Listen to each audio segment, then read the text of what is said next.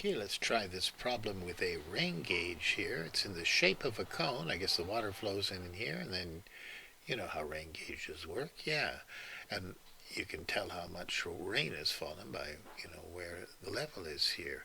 But they tell you that there's an angle of 60 degrees. They've got a right angle triangle there. There's the height of the water, and there's the radius of this right there at the top of the water where R is here.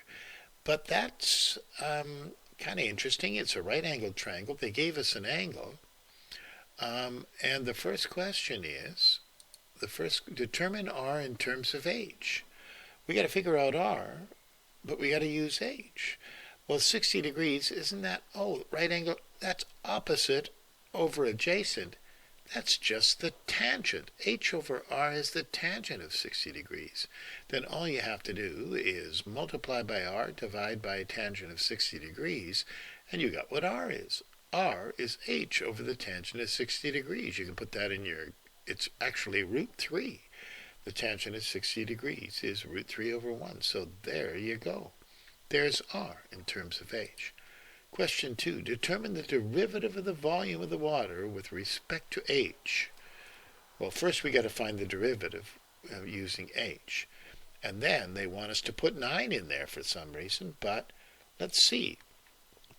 What's the volume of the cone is 1/3 pi r squared H. That's what this is, the volume of a cone. It's 1/3 of a cylinder.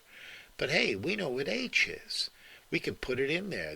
There's a reason why you did this in the beginning. It's so you could put it all in terms of one variable. Instead of R, you put in H, and they said with respect to H, so we want everything in H.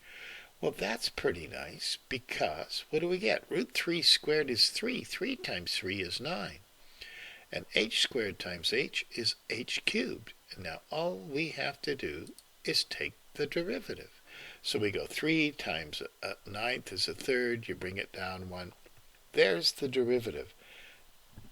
They said, find the derivative of the volume of water. I don't know why that's a weird question. Doesn't seem too practical to me. But they want you to do it when it equals 9 centimeters. So you put 9 in there. And you just put it in your calculator, and there's your answer. All done. Kind of a strange thing to ask to do, but I like it when they ask for a minimum or maximum. But this time they just ask for a derivative.